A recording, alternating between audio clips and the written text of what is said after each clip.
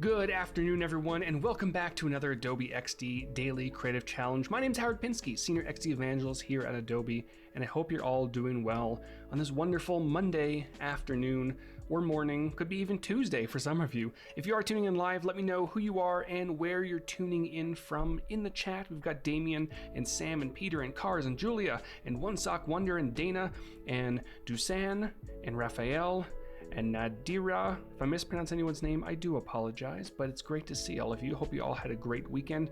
Hope you're all staying safe, washing your hands, staying away from people as much as possible. Hey, Chris Cannon, who spelled my name incorrectly. I expect nothing less from Chris. All right, so I hope you're all doing well again. And let me go ahead and hop over to my screen, and we are going to dive into things. Here's the daily Creative Challenge landing page, behance.net/challenge/XD. Jonathan says it's Tuesday in Melbourne. Colby from Tampa, and Denise from New York. John from San Diego. Peter from New York as well. Anas from Egypt. Great to see everyone from all over the world. I love this. All right, so Daily Creative Challenge. If you're brand new to this thing, this is week 2 of the current set. We do these almost all the time. So after this week, there'll be another challenge coming up with another host, and I'll be back in sometime in May. But you can still dive in and participate. There's a big blue register button at the top. Go ahead and press that so you're notified when new challenges come out. And then every single day, Monday to Friday, you're going to receive a new challenge. You can join us in our Discord community chat right over here. Got a lot of people in here, about 40,000 designers. That's a lot of you. And if you are participating in these challenges, you can hop into the current challenge channel, and there's just a ton of people in there submitting really nice and interesting dashboards that they've been building out over the last week. And I'm in there from time to time. Haven't been in there today, been crazy busy with stuff, but many of our moderators and Adobe folks are in there as well giving feedback. I will hop in a little bit later today once all my work is finished, and I'll give you all some feedback. So hop in there. If you have questions, you can also ask them in the Ask a Question channel. You can share tips and tricks, get career advice, so on and so forth. A lot of nice stuff in Discord. You can also watch us live like you're doing right now every single day at about 2 o'clock Pacific time, and then you're going to share your work again on Discord or on Behance using the keyword XD Daily Challenge. So before we dive in, let's catch up on what we've done so far. We started off last Tuesday looking at plugins and how they can help create a navigation bar by grabbing icons from the Icons for Design plugin. We then dove into content-aware layout. And again, a man lost his pants. If you missed that one, you can press the watch video button and find out everything comedic that happened during that stream. And we built out a call to action group at the top of our dashboard. We then explored repeat grids and created a top post section. Then we dove into component states, and we designed out various charts, which I'll show you in a second. And today we're going to be exploring how guides can help line up all of our elements, and we're going to be designing out an activity box. So here we go. We're going to dive into Adobe XD. Make sure you grab the template file if you are just diving into the challenge for the first time. If you've been participating since day 1, which was last Tuesday, feel free to use the file that you've been working on since then. All right, here we go. Into Adobe XD. And this is the template. Again, all this was provided and designed by Andrea Hawk, who ran many of our previous challenges. And here's kind of where we're at. So again, we've designed out this navigation bar last week using icons from a plugin. We designed out this call to action group at the top posts up here with a repeat grid. And then recently we designed out this chart using states. And if I go ahead and play this and preview, we can cycle between last week and this week. Everything looks pretty good. Cars is asking, will Melody ever be a host again? I hope so. She is working for Microsoft now. She landed a great design job over there. So she has her hands pretty busy, but who knows? We'll see. We'd love to have her back. As always, we want as many hosts as possible, and Melody was a fantastic host, but yeah, I'm sure her job at Microsoft is keeping her pretty busy. All right, so today what we're going to be doing is we're going to be designing out an activity box on the right side of this dashboard, and we're going to be using a little bit of guides to help her out throughout this process. So what I'm going to do is, if you haven't used guides in Adobe XD, if you hover your mouse over to the left or the top of an artboard, you're going to see this lovely little hidden area. And what that allows you to do is just drag out a guide like that. And you're going to notice things snap into place. So if you wanted to make sure everything snaps on the left side here, you can do that. You can drag things out just like that. Everything snaps into place. Same thing over there. And you can just keep doing that. And Danish is saying my XD keeps crashing. Definitely contact Adobe support. Obviously that shouldn't happen. Adobe Care on Twitter, they're usually pretty good at grabbing your logs and figuring out exactly why that's happened. Sometimes it's a third-party thing, sometimes who knows what it could be, but shouldn't happen. So reach out to Adobe Care. So what I might also want to do is make sure that I drag out a guide from the left over here, and let's put this, I don't know, somewhere about 24 pixels. And you're noticing as I'm dragging the guides out, there's contextual information letting me know that it's 24 pixels from the previous guide and also 376 pixels from the right. Of course, that specific number doesn't matter, but the 24 pixels does matter. So I'm going to pop that right about there. We'll see how that looks. We can always change that later. And then I might want one more, about 24 pixels from the left as well. Now let me go ahead and actually see. This is about 44 pixels from the left, this navigation bar. So I may actually want to change this a little bit. You know what, we can always adjust that later, but we're gonna run with this, and maybe just to keep consistency, we'll do 44 pixels as well from the right, and that looks pretty good. Yeah, can't live without guides, indeed. All right, so now that we have that done, we want to create two sections of this activity box. We want to create maybe like a profile section at the top, and then some activity down at the bottom so it tracks user comments and things like that. So I'm gonna start with my rectangle, and I'm gonna drag one out, and you're going to notice, right? Let me actually drag out one more guide. Drag this down just like that. And you're going to notice everything snaps really nicely into place. So as I get closer to that guide on the right, boop, there we go. It just snaps. And you got a boop as well, right? So I'll do that. I'm going to round out the corners of this box about 28 pixels, which is what we've been using on the other boxes as well. Cars is asking, what are your thoughts about tools on Webflow? That's probably a bigger question that I can talk about on Friday during my masterclass. But in short, Webflow is fantastic. They do great stuff over there, but that's the short answer. And maybe on Friday, I'll dive a little bit deeper into it. So we've got one box there. We might want one more box down below, and we're gonna kind of separate it with the shadow. So I'm gonna drag one out. It's gonna snap down there at the bottom, drag this up. I'm gonna make sure to move it behind the layer stack, or at least the top layer. And Ruben's asking, are you working with a mouse, Wacom, or trackpad? Right now I'm working with the trackpad. I do frequently use a Wacom tablet, but right now, just a trackpad. So I'm gonna go ahead and add a shadow.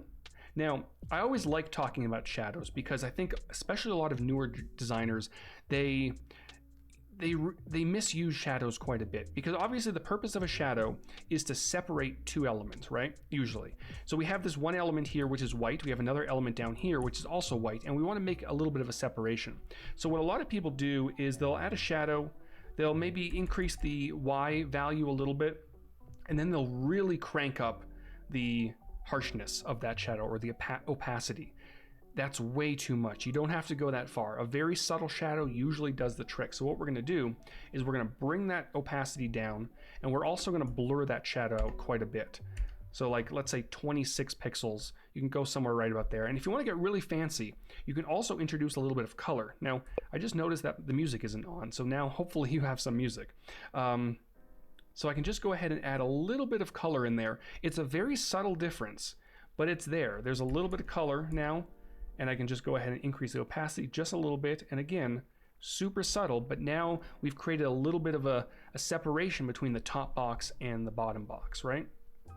And I'd probably tweak that just a little bit. I would probably maybe make it a little bit lighter, or at least add a little bit more color in there. And there we go. All right, so now this top box is going to be sort of the profile. So what we're gonna do is I'm gonna grab my rectangle, or my ellipse, draw one out just like this, holding down my shift key. I'm gonna make sure it's centered inside of this rectangle, and those smart guides, in addition to the guides that we've manually dragged out, those smart guides really help us make sure that things are aligned.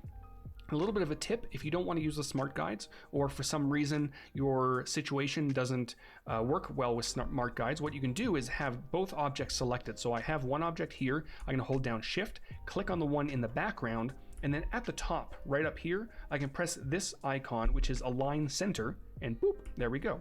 It nicely aligns it to the center, which is nice, right? Here we go, I'm gonna put that in there.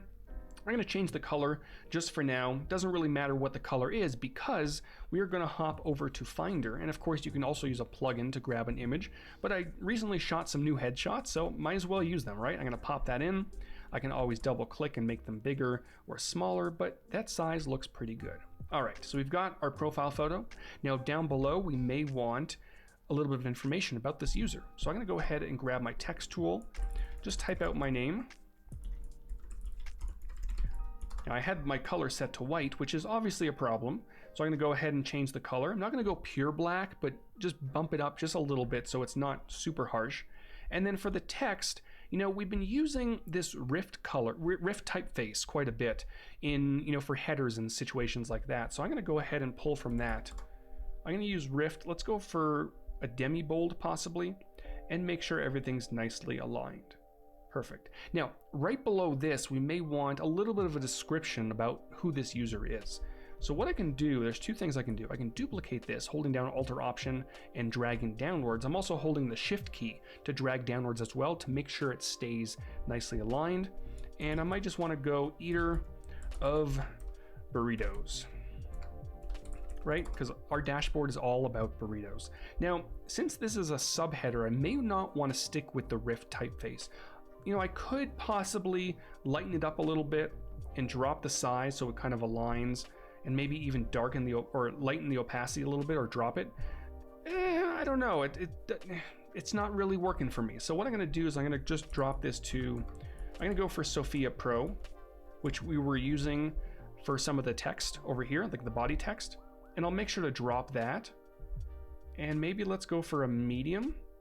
And then I might wanna just drop the opacity a little bit, just so it's definitely a secondary you know, text layer to the one above it. There we go.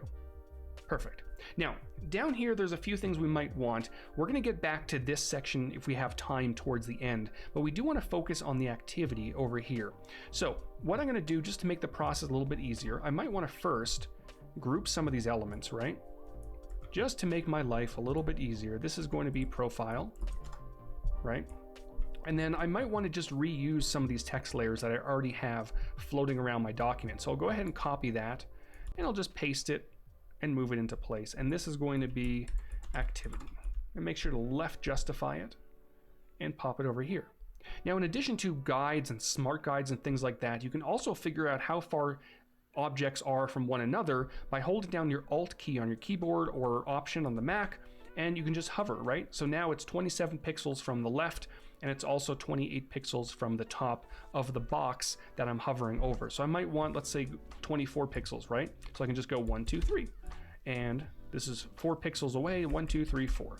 And now, you know, it's kind of aligned. I think it's a little bit too squishy, so I might actually bump this up to, let's say, 32 pixels, right?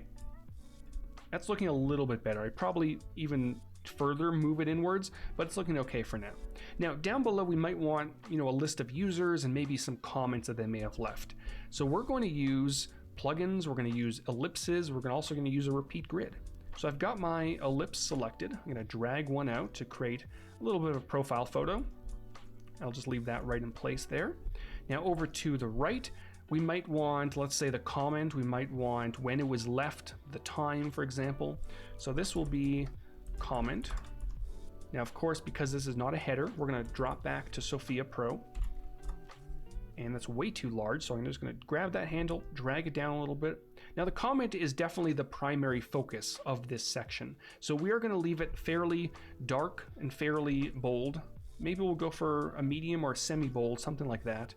Drop that just a little bit. Now, down below, it's about 11. Let's go for 12. We'll see how that looks. Right down below, we want maybe, you know, the date and the time. So in this case, I'm going to type out, what's the date today? I've lost track of time. It's Monday, April 6th, right? Probably don't need the year. Depending on the situation, you may not. And then I might, beside it, I might put, let's say, what time is it now? It is 2:14 p.m. So we've got that. Now this is definitely secondary information. So there's two things we can do. One, we can drop the size just a little bit. We can also drop the weight just a touch, and then drop the opacity a little bit. You don't want to go too much because then you won't be able to see it. Accessibility issues. So we're going to drop it somewhere at 70. Perfect. All right, so we've got this information looking pretty good. And we've got our profile photo over to the left. We have our comment over to the right. Now, here's one thing to keep in mind. Because we are going to be using a repeat grid, what you may want to do is you may want to grab your text layers that might vary in size. In this case, the comments, they're not going to all be the same size. So what you're going to do is you're going to press this button right here, which is going to convert your point text into an area text. And then you want to drag out this area text as long as it's going to be. So probably about somewhere right about there. Let's go for 34, let's go for 32 pixels, right? Or something to that nature. 33, good enough. All right, so we've got that looking pretty good. Now, some of them might be on 2 lines, so you'll probably want to drag this down. All of my comments in this example are going to be on 1 line, so we're pretty good. All right, so we've got our section looking pretty good. I'm going to change the color just so we can see it. And now what we want to do, I'm going to do the same thing for this, just in case some of the dates are a little bit longer. We want to convert this into a repeat grid so we can very easily drag out some additional ones. So I've got this object selected. I'm going to hold down Shift, click on this one and this one as well. And now with all those selected, I'm going to hit the repeat grid button right at the top. There we go. You can also use the Command and Control R shortcut to do the exact same thing. And you can just drag out a few of them. So I'll just drag out, let's say 1, 2, 3, 4, 5 of them going down the artboard and just pull them down just like that. There we go. Now we have a few comments going down our artboard for this activity section, right? It's looking pretty good, but of course we need some actual content. So there's a few ways we can get content in there. One, we can just dive in here and just start typing, right? This burrito looks incredible. And then this one might be down to eat a burrito tomorrow, right? And you can leave your suggestions for this in the chat on Behance, but I'm not going to waste too much time filling all this out. But we also need some profile photos. Now, we could go to Finder and definitely drag some in like we did with the profile photo. We also explored how to do that during a previous challenge, but let's go ahead because we can. We're going to utilize another plugin. So I'm going to make sure to select this specific element within the repeat grid. I'm going to go down to my plugins panel at the bottom left corner of the interface, and I'm going to go back.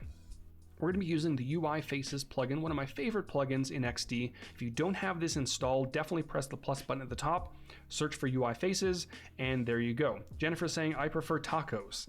That's fair. Tacos are pretty good too. So we've got UI Faces open, and you can pull from a variety of sources, including Unsplash and IMDb. This person does not exist, which is a fantastic resource. Someone put a link to This Person Does Not Exist in the chat. But for now, we're going to pull from Unsplash, which is great royalty-free photos. You can choose an age range if you want, gender, happiness, neutral, hair color. But you know what? I'm okay with everything. So let's go ahead and press apply. And it's going to grab images, as many as we need, as many circles as we have in the repeat grid, and it's going to pull them in, and there we go. And you can always double click to make some changes to make sure that he's centered. You can always make it nice and large if we wanted to, but everything looks pretty good. And if we did want to replace a few of them, you can always do that as well, but that looks pretty decent, if I do say so myself. Yeah, there you go. Go to that link that Sam posted, thispersondoesnotexist.com. It's very creepy. It's completely computer algorithmically generated. And these people don't exist. It's weird. But anyway, let's go back. Now that we have the activity section down here at the bottom complete, let's go ahead and just tackle a few small little things here and there, maybe in the profile section. And let me actually group some of these elements. This is going to be called activity. Make sure to move it back one. Boop, there we go. Yeah, very photogenic burrito lovers, indeed. So maybe in the profile section, we might want to also show how many maybe followers and photos I have and how many people I follow. I'm going to very quickly separate this with a line, just like that. That looks pretty good. sort of, you know, drag it down a little bit. Now down here, we might want the number of photos, for example.